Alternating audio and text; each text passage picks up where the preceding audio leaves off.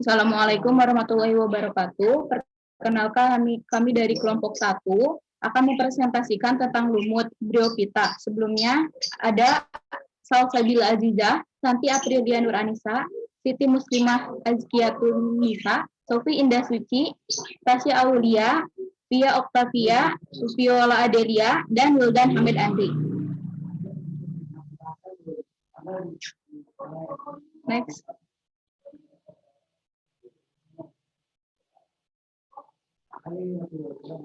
Di sini ada lumut. Yang pertama pengertian, kemudian ada ciri, reproduksi, dan juga klasifikasi lumut.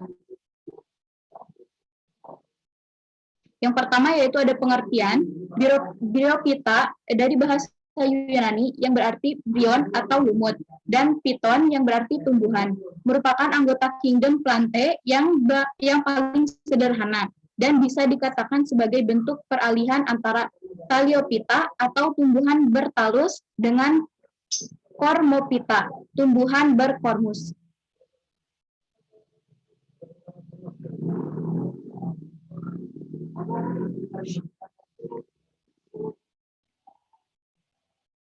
Cirinya yaitu dengan bentuk dan ukuran tubuh lumut. Bentuknya berbentuk lembaran atau lumut hati atau hepatikopsida. Berbentuk seperti tumbuhan kecil dan tegak, lumut daun atau bryopsida. Lumut kecil ukuran 1-2 cm, besarnya sekitar 20 cm. Struktur tumbuh sederhana dan juga terdapat rizoid atau akar sederhana untuk menyerap air dan garam mineral. Serta untuk melekat pada habitatnya, rizoid ini terdiri atas beberapa lapis deretan sel atau parenkim. Nah, sel tumbuhannya ini memiliki plastisida, kemudian dinding sel atau tidak diperkuat oleh lignin, tersusun atas selulos, dan tidak memiliki pembuluh angkut atau jaringan pengangkutnya berupa empur, dan juga air diserap oleh rizoid atau imbibisi, lalu diedarkan atau difusi. Kemudian lumut bertumbuh panjang, tidak membesar karena di ujung lumut terdapat titik tumbuhan mengakibatkan lumut bertumbuh panjang.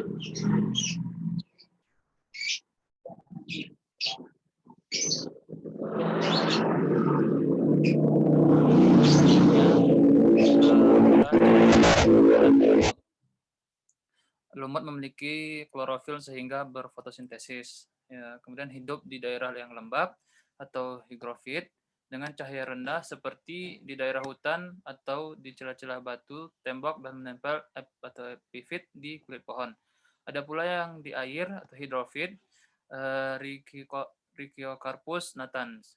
Kemudian struktur dan fungsi tubuh lumut, bentuk gametofit. Gametofit adalah lumut berwarna hijau berbentuk lembaran dan membentuk alat kelamin yang menghasilkan gamet. Sel kelamin jantan atau spermatozoid dihasilkan oleh antheridium. Sel kelamin betinanya atau ovum dihasilkan oleh archegonium. Monoesis atau homotalus adalah lumut yang memiliki antheridium sekaligus archegonium. Diasis atau heterotalus adalah lumut yang memiliki salah satu jenis alat kelamin saja. Kemudian di gametofit betina tumbuh rizoid. Selanjutnya, sporofit adalah bentuk tumbuhan yang menghasilkan spora, warna kecoklatan, kekuningan, kemerahan, atau keunguan. Menumpang di gametofit, bertangkai, berbentuk seperti trompet. Kemudian mendapat air, garam, mineral, dan zat makanan dari gametofit. Kemudian juga terdapat pada vaginula, selaput pangkal tangkai, kemudian seta atau tangkai, terus sporangium atau kotak spora berbentuk kapsul yang dilindungi kaliptra, tersusun dari apofisis, atau kemudian teka, dan operculum atau penutup.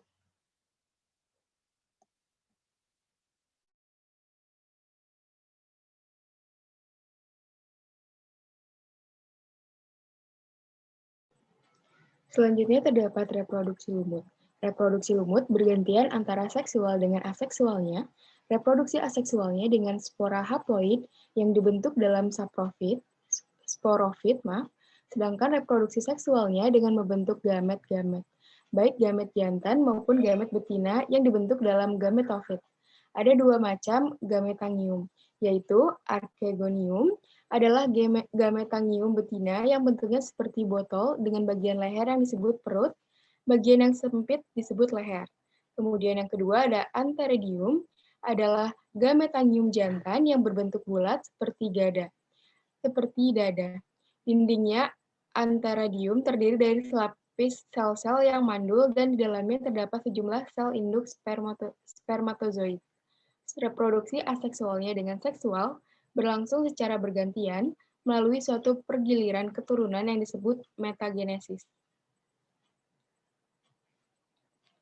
Selanjutnya terdapat tahap metagenesis pada tumbuhan, yaitu spora haploid yang jatuh di tempat lembab akan berkecambah menjadi protonema. Kemudian akan berkembang menjadi gametofit. Gametofit adalah tumbuhan lumut itu sendiri. Kemudian gametofit itu akan menghasilkan antheridium dan archegonium. Antheridium menghasilkan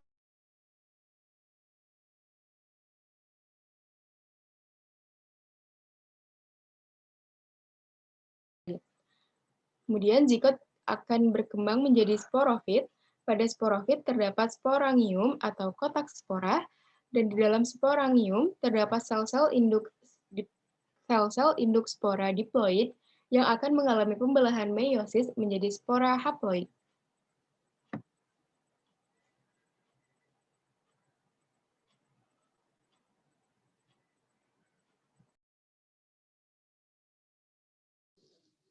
Kemudian klasifikasi lumut.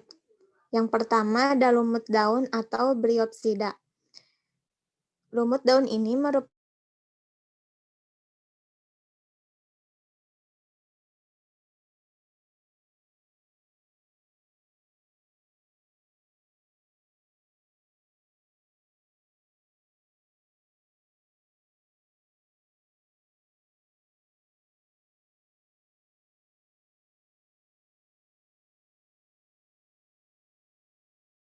batang-batang yang bercabang dengan daun-daun dan gametofora tidak mempunyai rizoid.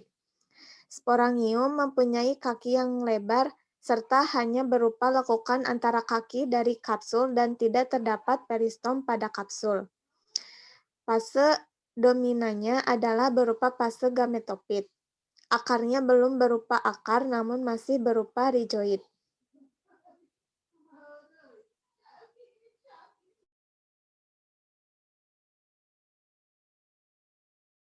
Lumut gambut, Bryum sp atau hidup di tempat atau batuan yang lembab, dan Aerobrysis longissima, hidup sebagai epifit di hutan.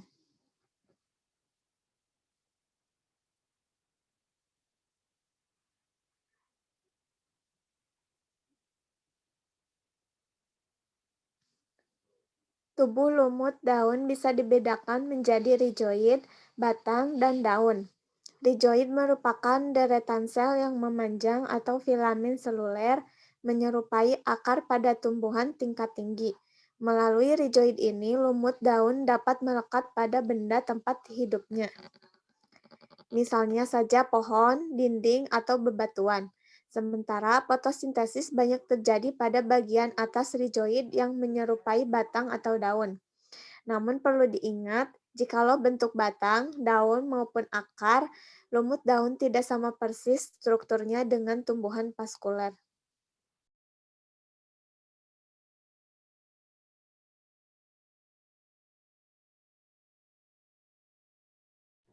Kemudian klasifikasi kedua ada lumut hati atau Hepaticopsida, di mana tubuhnya itu berupa lembaran talus, terbagi atas beberapa lobus. Kemudian bentuknya itu akan mengingatkan kita pada lobus hati pada hewan. Karena itu, lumut ini dinamakan lumut hati. Contohnya itu ada Marsantia polymorpha dan Porella sp. Next.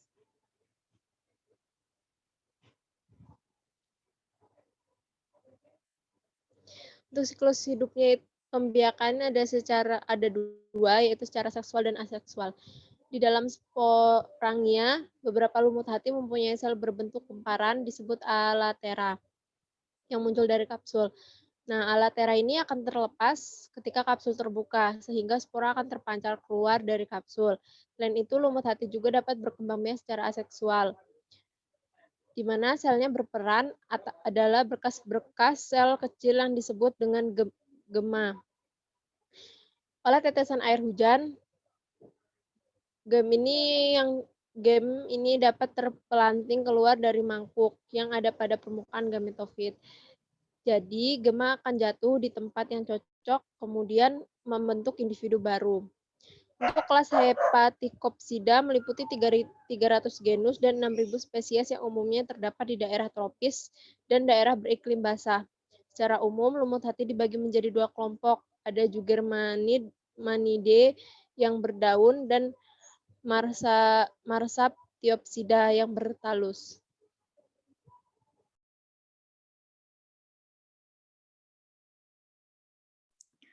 Selanjutnya ada kelompok Jugermanlidae. Lumut jenis ini memiliki daun yang lebih sederhana dari lumut dan tidak memiliki tulang tengah yang disebut costa. Tangkai dari sporofitnya berwarna transparan, bening, sampai ke arah putih.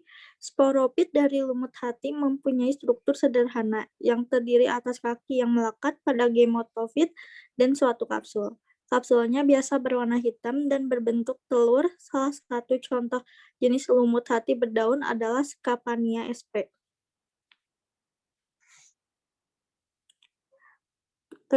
Lalu kelompok Markanthiopsida. Mudah ditemukan, gemotofitnya pipih, berwarna hijau, dan berbentuk seperti rajutan berpilin. Pada saat gemotofitnya tumbuh subur dan saat menghasilkan generasi sporofitnya, tumbuhan ini dapat tumbuh seperti struktur berbentuk payung berwarna hijau yang disebut carpocephalum. Payung yang tepinya rata, antheridium, dan payung yang memiliki lekuk-lekuk pada tepinya yang archegonium. Tahap ini merupakan tahap reproduksi generatif, sementara itu reproduksi vegetatif dengan membentuk gema atau kuncup. Salah satu contoh jenis lumut hati bertalus adalah Asterella californica.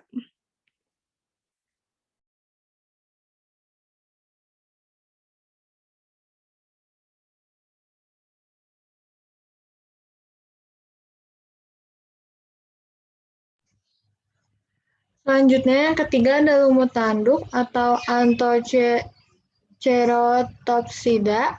Lumut tanduk mempunyai kemiripan dengan lumut hati, yaitu pada gametofitnya. Bedanya lumut tanduk memiliki sporofit yang berupa kapsul yang memanjang dan tubuh seperti tanduk dari hamparan gametofit. Gametofit berbentuk lembaran, sporofit berbentuk pipa memanjang ke atas seperti tanduk. Di dalam ada tanduk yang dihasilkan spora. Struktur anatomi talus homogen, tiap sel mengandung satu kloroplas dengan satu pirenoid yang besar. Lalu sporogonium terdiri atas kaki dan kapsul saja. Spora berkecambah, tidak membentuk protonema. Lalu perkembangbiakan aseksual sama dengan lumut hati. Lalu terdiri dari satu ordo, yaitu ordo Ontocerotales. Contohnya Anthoceros, Paiceros, Megaceros, dan Dendroceros. Untuk contoh lumut tanduknya adalah Antheceros laevis dan Nototilus indica.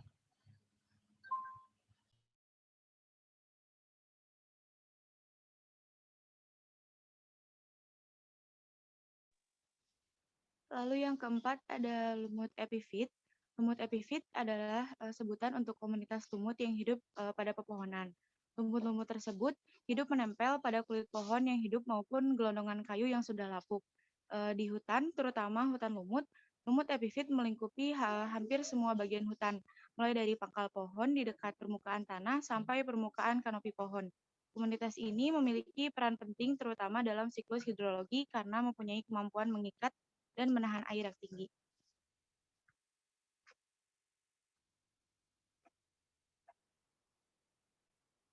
Lalu yang kelima ada lumut sejati atau Biropsida, terdiri atas tangkai yang panjang dan kecil serta daun. Tidak memiliki jaringan pembuluh. Gigi peristom merupakan ciri khusus dari lumut sejati, yaitu organ yang terletak di ujung tangkai gametofit untuk melepaskan spora. Spora-spora tumbuh dengan membentuk filamen bawah tanah yang ramping disebut protonema.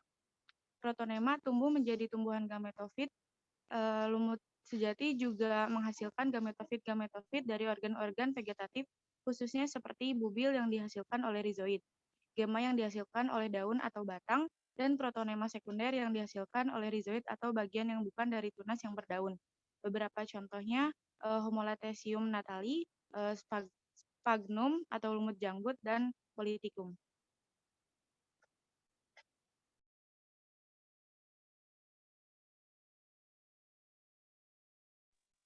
Sekian dari kelompok kami. Mohon maaf bila ada kesalahan. Wassalamualaikum warahmatullahi wabarakatuh.